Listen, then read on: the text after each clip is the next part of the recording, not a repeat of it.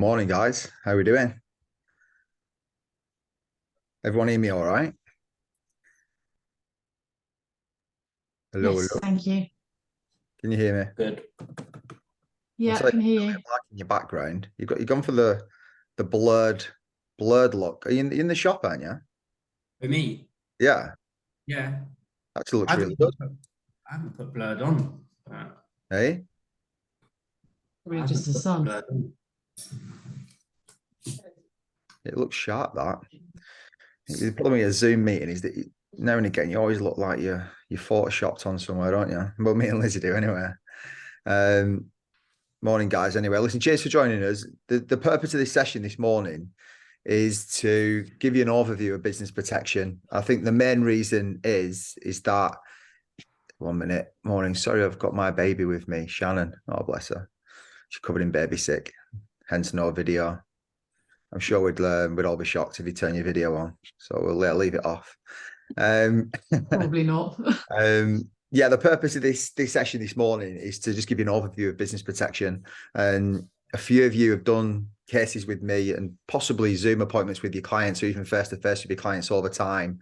But what I wanted to do is give you a full overview of the range of products available for business protection, because I think it's really important for you guys to be able to, I suppose, highlight the areas when they come up and source the opportunities that come up for your clients, whether you're arranging mortgages for customers or even whether you're arranging personal protection. Could it be more beneficial to put it through their business? And when we say business, I tend to mean limited company, just to simplify it. You know, people talk about I'm a business owner, I'm self-employed, I'm a shareholder. What it tends to come back to is if they've got a limited company. And what a limited company is, it's a separate legal entity. It's ensuring that the individual can employ people, including themselves, the director, within that company. So when somebody owns a business, which is a limited company, just to let you know, they're not self-employed. They employ themselves within that entity, within that limited company. So the perks of the plans we're going to go through today, and today I'll make it short and sweet. I know we're all busy. I won't drag it out. I just want to cover off the products and let you know that the plans will be paid for by the company. And this is the key.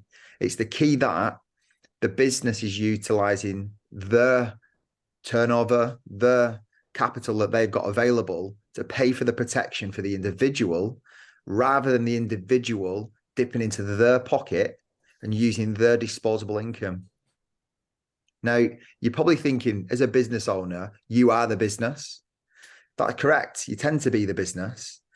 That said, you're still subject to PAYE for your income tax.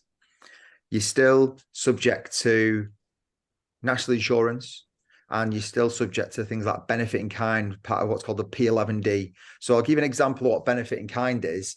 If you, as an individual at a business, or you work within a company and they was to give you a perk, that could be a car, a company car, for example, you will be assessed based on the CO2 emissions of that car. So how economical the car is. And the worse it is, the more you get charged against having that perk by means as a benefit in kind, by means of tax. Now, the perk that comes with these protection covers today that we're going to go through is that they're not classed as a benefit in kind. They're not classed as part of your P11D.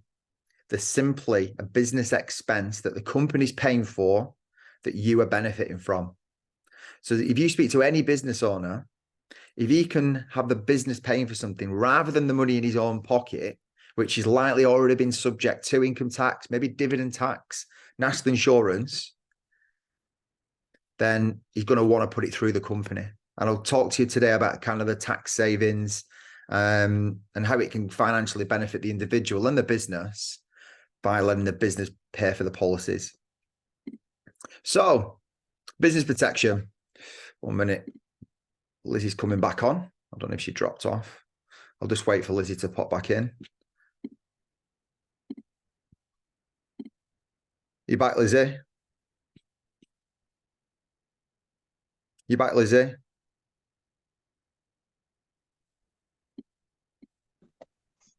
Give us a wave, Lizzie, if you're back. She's not back yet.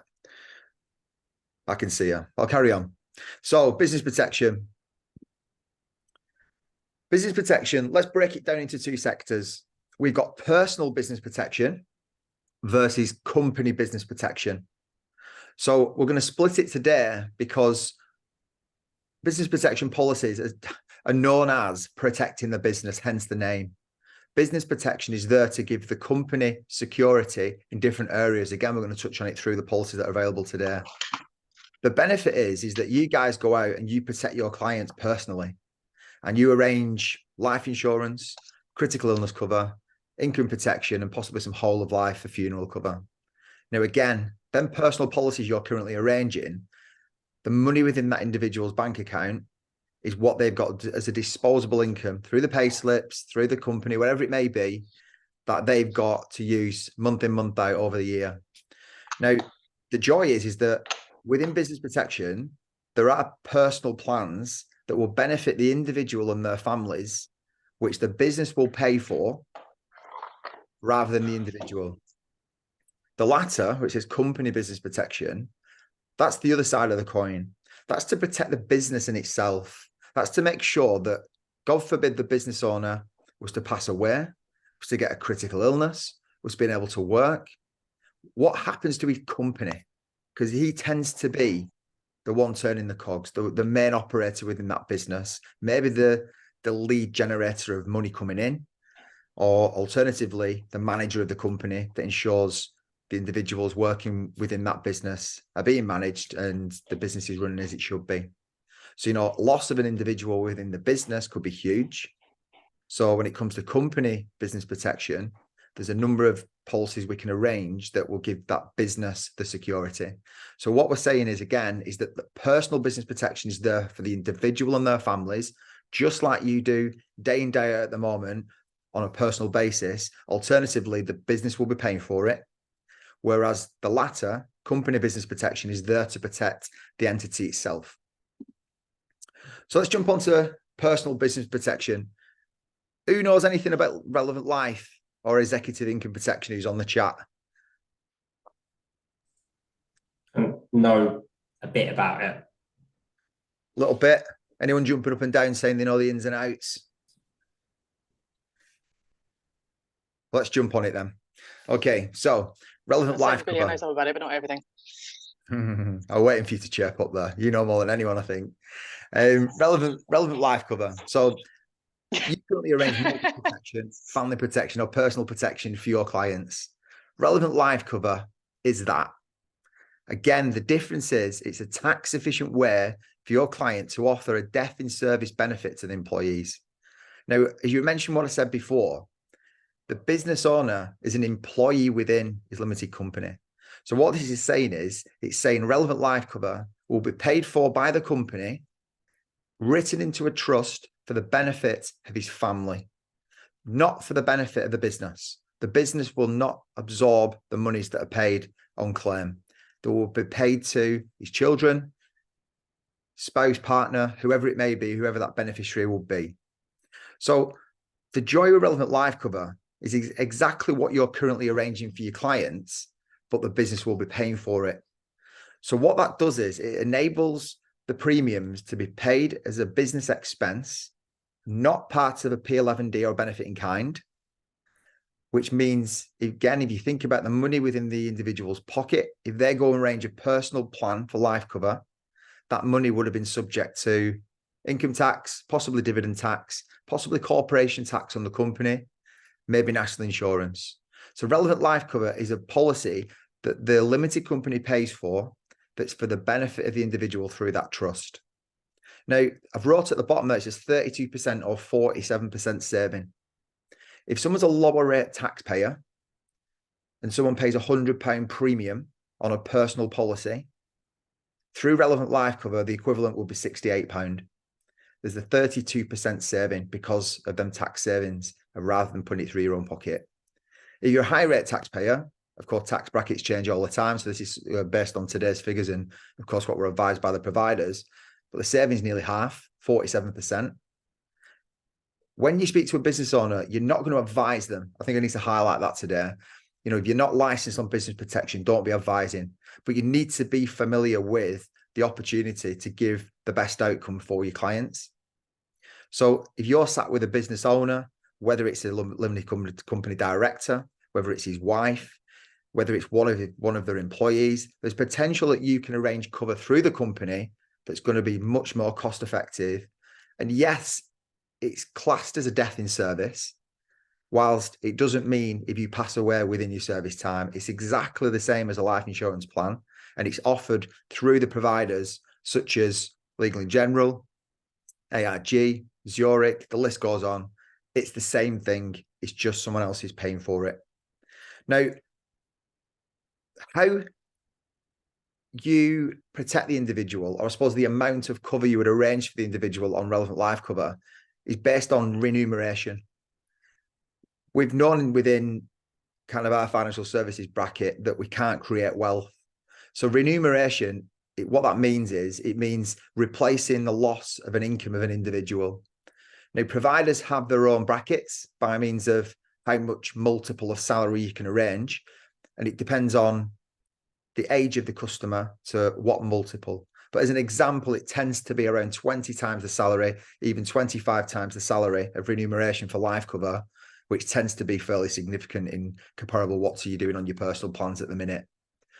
Now, something I found out recently is that Zurich have come to market with a decreasing plan for relevant life cover. So now we can do it on the basis of mortgage protection and personal family protection as well. So again, what I'm saying here is that if life cover can be arranged through the company, it's likely going to be the better way for probably 99% of individuals. You'll notice though that it does say life cover and it doesn't say life or earlier critical illness cover. The reason why Aviva once launched critical illness cover through relevant life cover, and HMRC turned around and said, listen, you've got to pull that product. The reason you had to pull the product is that to be tax efficient as a company expense, it has to be seen as giving permanent symptoms on a relevant life cover. Now, of course, if someone was to die, they're not coming back. No, somebody's diagnosed with a critical illness, then the chances of being able to kind of get yourself fit and healthy and back to work are extremely likely. So that Aviva proposition was pulled. It means relevant life cover solely is now relevant life cover. I'm just going to jump over to one of the providers that I do a lot of business with, which is Legal & General. And the reason I'm sending you here, and I'll send this link to everyone as much as you can find it yourself. I'll put it on the chat today. This business protection page here is for the advisor specifically. And if you scroll down, it covers off all the key products that I'm going to quickly run through today. Now, if you jump onto the relevant life one, it'll just give you a breakdown. Firstly, what relevant life is. So it's a cost-effective way for your clients to arrange life insurance for the employees. Again, don't forget, the director is an employee. He's not self-employed. So many directors over the years have told me they're self-employed. They're adamant they're self-employed. They're not. They're employed. It pays a lump sum to the employee's family if they die or are diagnosed with a terminal illness with a life expectancy of less than 12 months. It's exactly what you offer on a personal plan. Relevant life plans can be tax efficient for both the clients and their employees. Just to stop on that point. So if you've got a director and he wants to offer his employees life insurance, if he's got a team of 10 and he wants to give them all the perk, a little benefit of a death in service, this is how we can do it for him. Now, it's not a group policy. So they underwrite each individual and we would speak to each individual, but it can be done. So if you've got a director with employees themselves, over and above himself or his spouse or his partner, then maybe we could say that we thought about giving them a benefit within their employment of death in service, because that's something we can help with. Now, it's saying the policy is more suited to small businesses that don't qualify for a large group scheme. Exactly that.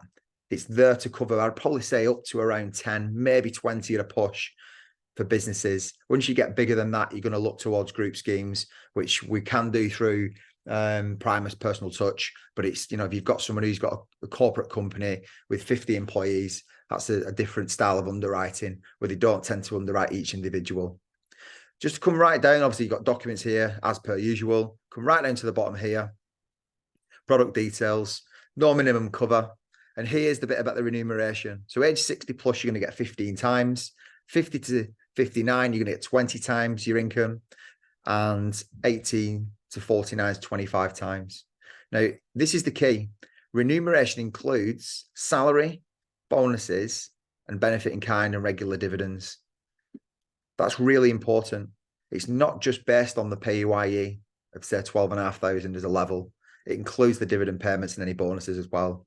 So it's there as remunerating the loss of income for that individual, for his family, to give a lump sum on a tax efficient basis. Now, Legal in General, they do it level and increasing. As I say, I know Zurich do decreasing plans as well. So we can do mortgage protection.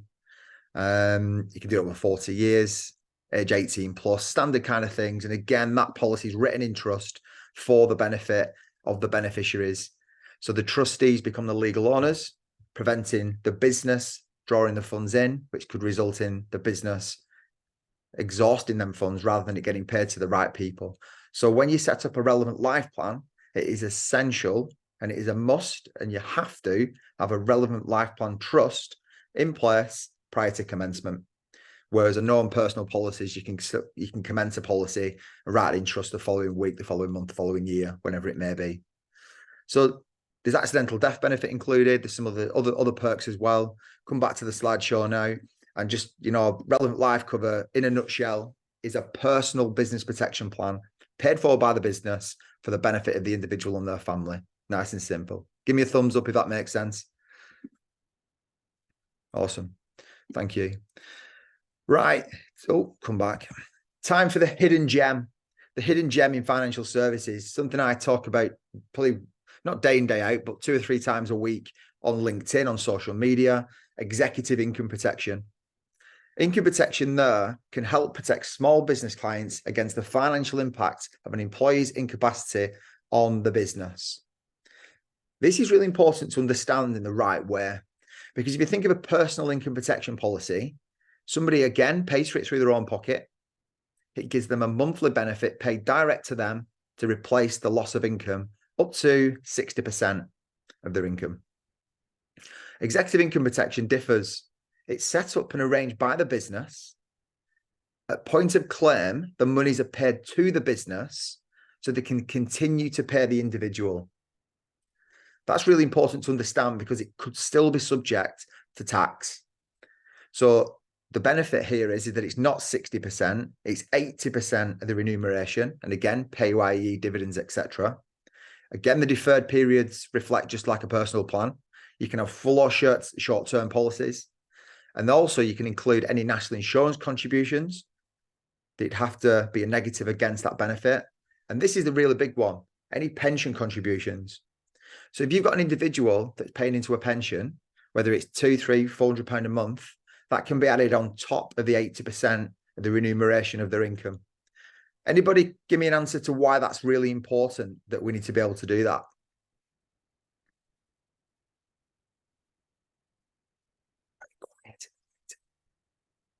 I'll give you the answer.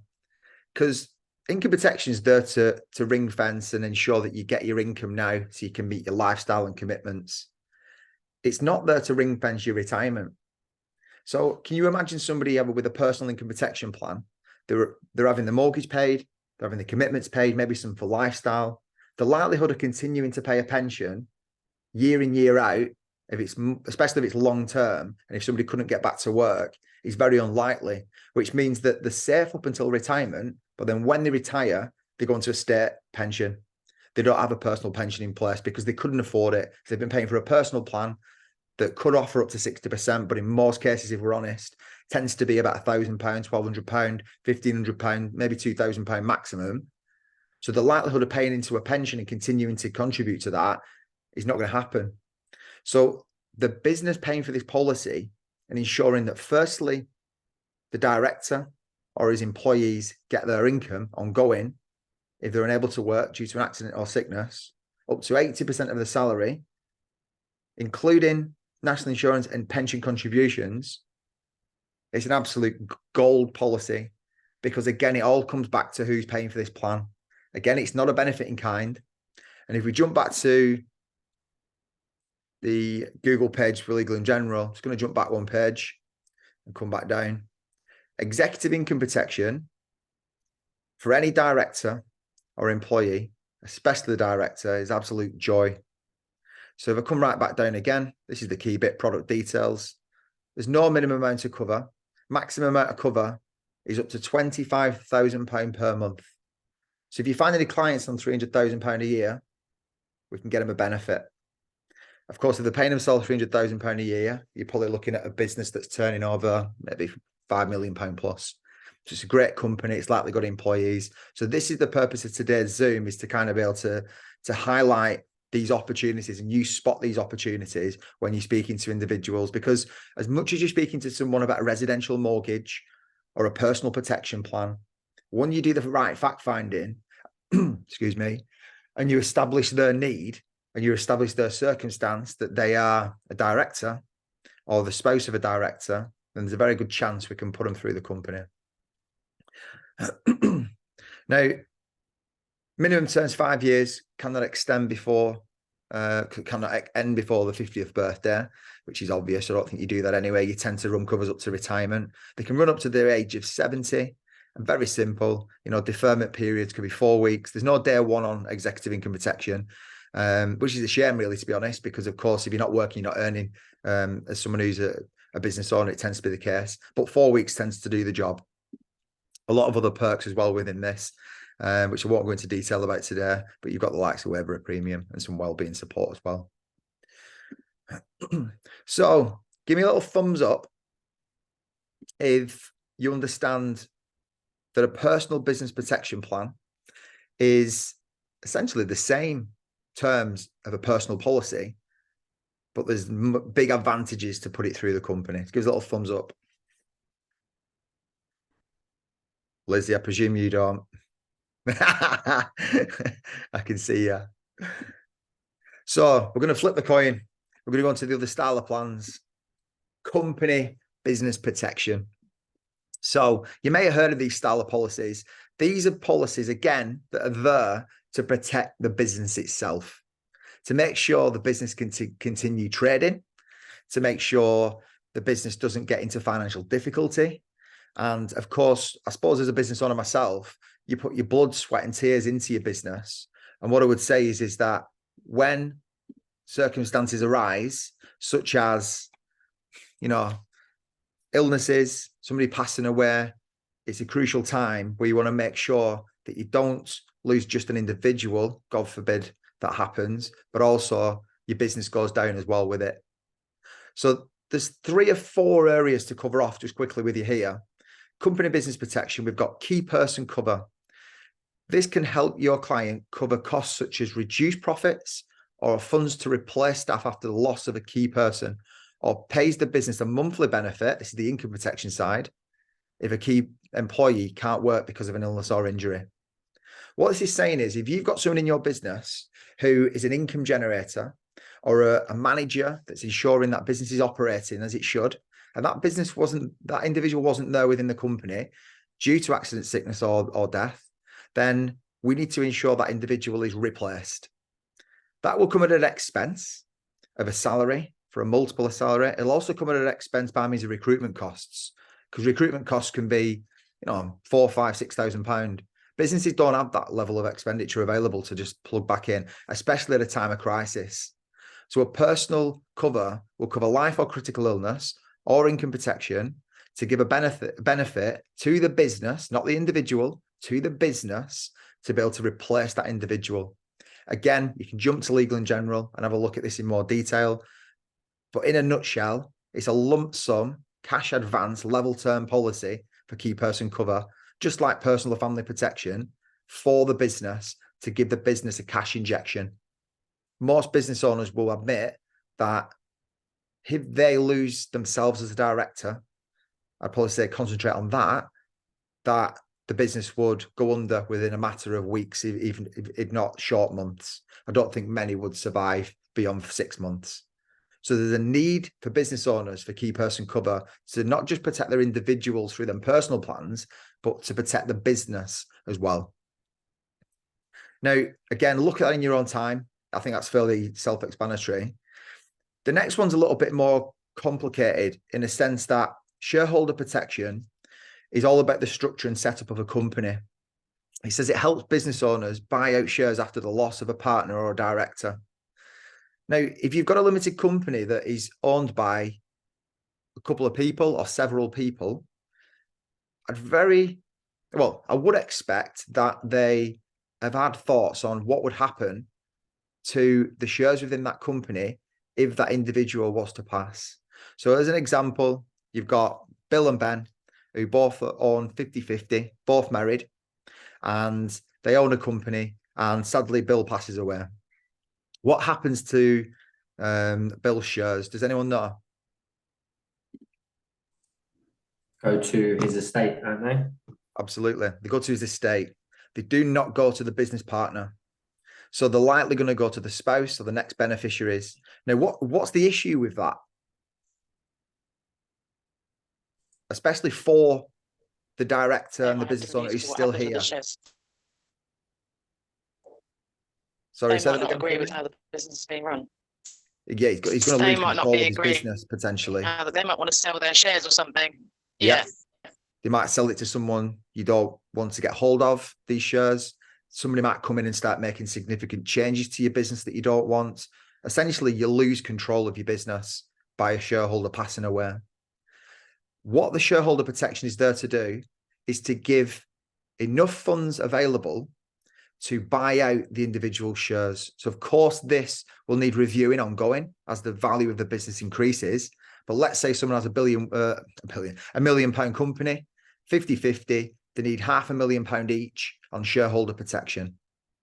Now, dependent upon the age of the customer, and this is important, the premiums will cost more money. So there's something called premium equalization. What that is, it means that client 1 and client 2, business owner 1 and business owner 2, are paying for each other's premiums. Because if you paid for your own and you're the eldest client, you're paying a higher premium to protect yourself when you pass away, is for the benefit of the other individual. So premium equalization, look that up. Have a look at it on the Legal & General site or one of the advisor sites. It's there to ensure that the investment put in by the shareholder themselves within the company as that benefit is there to protect them as an individual so they can buy out the shares of the shareholder that is sadly passed. Now, we put in a contract in place, a little bit like a trust. It's called a cross-option agreement. What a cross-option agreement is, it's a contract that ensures that on death of a shareholder, the remaining shareholder has the ability to buy the shares off the estate and the beneficiary. It means that the person inheriting them shares cannot choose to keep hold of them if the shareholder wants to buy them. It also works the other way. The shareholder has to buy them if the beneficiary doesn't want to keep them. So a cross-option agreement is there to protect both sides. But more importantly, I would say, or as importantly, it provides the cash available to be able to buy the shares out, because that tends to be the issue for the individual, is that, of course, they want to buy the shares and have 100% ownership or ensure they've got the right ownership because the individual's passed away, but it comes at an expense. So this would offer a cash lump sum for life cover or critical illness cover to the shareholders to be able to do that. And again, that contract in place of a cross-option agreement will ensure that the funds are paid or the ability to buy are there without any restrictions. Give us a thumbs up. Final one, business loan protection, easiest one on the table. Helps your client pay outstanding loans or debts after the loss of a guarantor or key individual. So, there's many, many people out there that arrange business finance. And there's a lot of business finance brokers out there that will not offer business loan protection, 9 out of 10, alongside arranging finance for directors. You'd probably find, especially in current times, that a personal guarantee is required. So the individual arranging capital for his business will have to sign maybe a guarantee on his home or on his own assets and finances to be able to obtain finance. Whereas if that individual was to get a critical illness or die, that would have a huge impact on the business and the individual and their family, because, of course, the provider then, or the lender, shall we say, will come to recoup the monies and get them back. So business loan protection is a mortgage protection plan for your business. Really simple. It's there for anyone who's got a business loan. And I suppose that's a great question within the fact find for a director, is that have you got any business financing in place? And if they have, they should be protecting that, just like they're protecting the mortgage debt. They should be protecting the business as well. And if they've got a personal guarantee, it's just as important as the mortgage protection. Make sense? Fantastic. So who can be protected? Final thing, of course, we've launched the arm of Fortune Business Protection Solutions. We're specializing in ensuring we're covering business owners at Fortune Financial. So what you'll find and what you need to kind of look out for is this kind of terminology. Business owner, limited company, director, I suppose, partners of directors, employees of directors as well, shareholders, self-employed. And I've put that in there because if someone's self-employed as a sole trader, the policies I've discussed today would not be relevant. But the reason I've said self-employed is that a lot of directors call themselves self-employed. I suppose somebody tells you they own a company is another one. And then the final one is there'll be many mortgage advisors within Fortune Financial that arrange buy-to-lets on the basis of a limited company. That means that individual is now a director within that limited company. There's potential to put these policies through this limited company for him to offset and mitigate against his tax liabilities for his rents as well. So it could be tax efficient to put it through the company as well. So for just something to look out for. So that's the session today. I just wanted to cover off, as I said, personal and business protection plans. I'm going to open the floor for any questions you've got. If you've not got any questions, not a problem at all. I'll let you crack on with your day. But of course, what I would say is that currently licensed within Fortune is myself for business protection. What I would prefer to do for all of you is enable you to work with me on these clients and ensure the clients are getting the advice from myself, and you are learning along the way by means of being involved within that appointment. So you're not just referring these in, you're going to be working with me on these.